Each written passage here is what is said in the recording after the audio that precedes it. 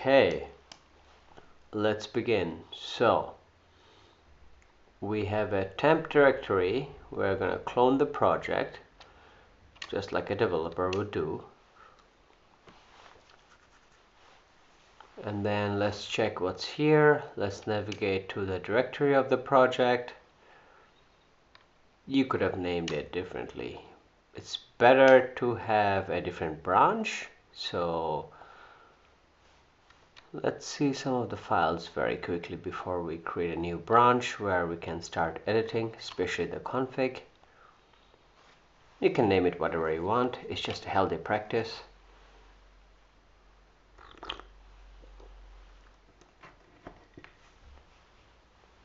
Now let's switch over to our branch that we have created.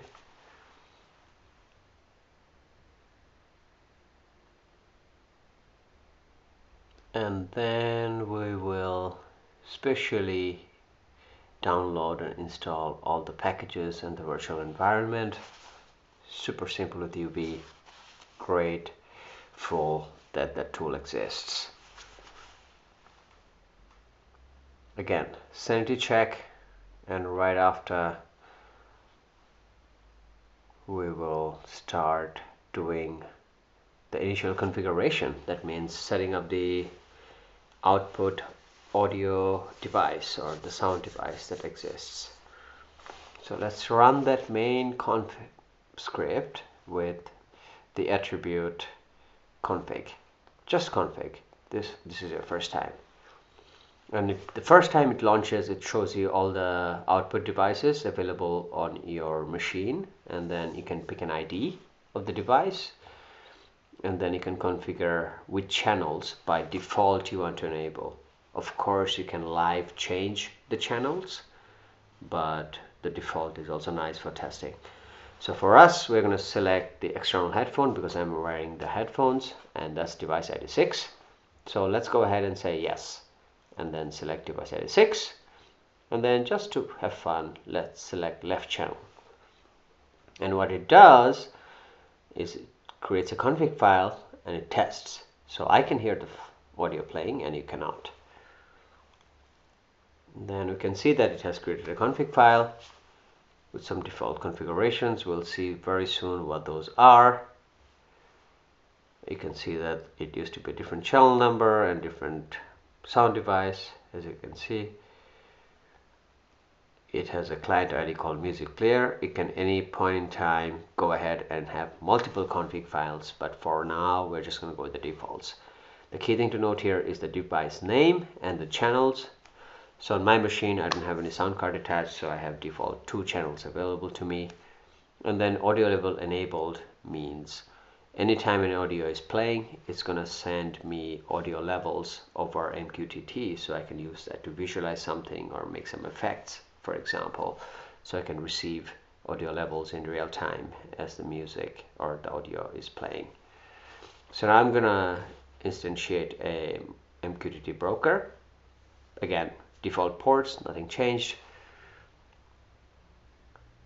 We have an MQTT Explorer running just to see the messages.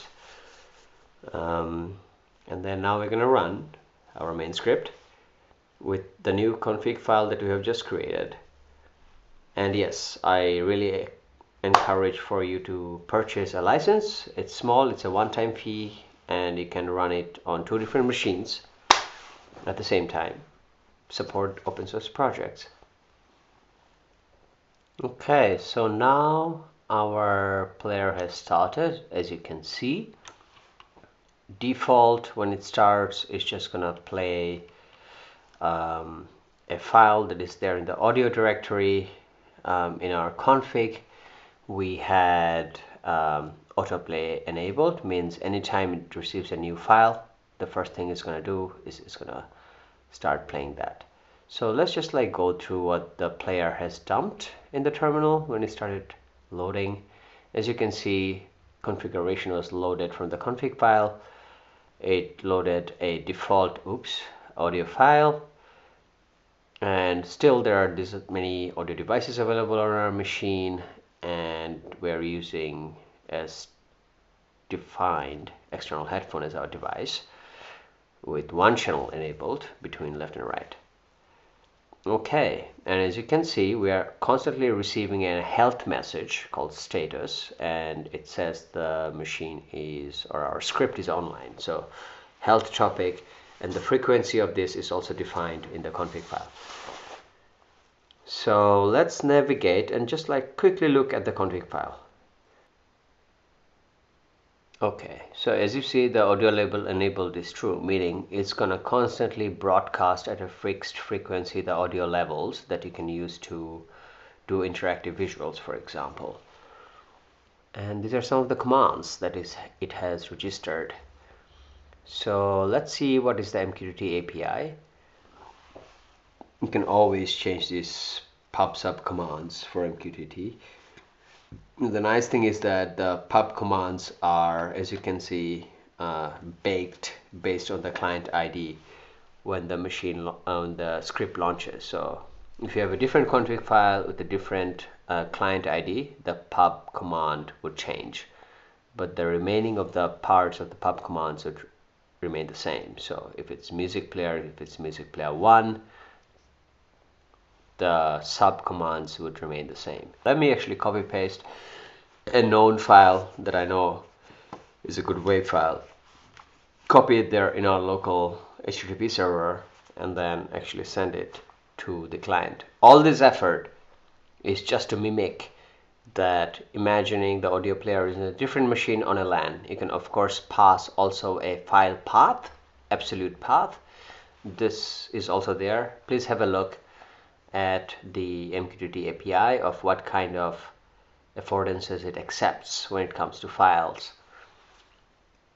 File type is not going to change, but the way file is being given to the player, I think I have covered most of the grounds.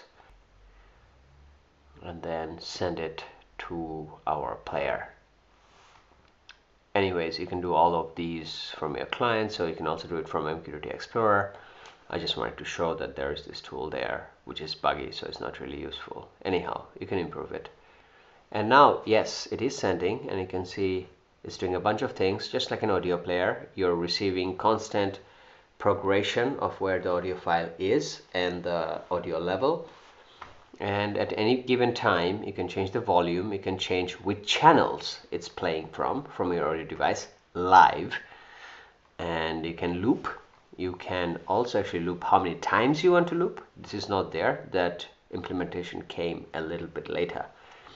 So don't be worried. The broker is just logging a lot.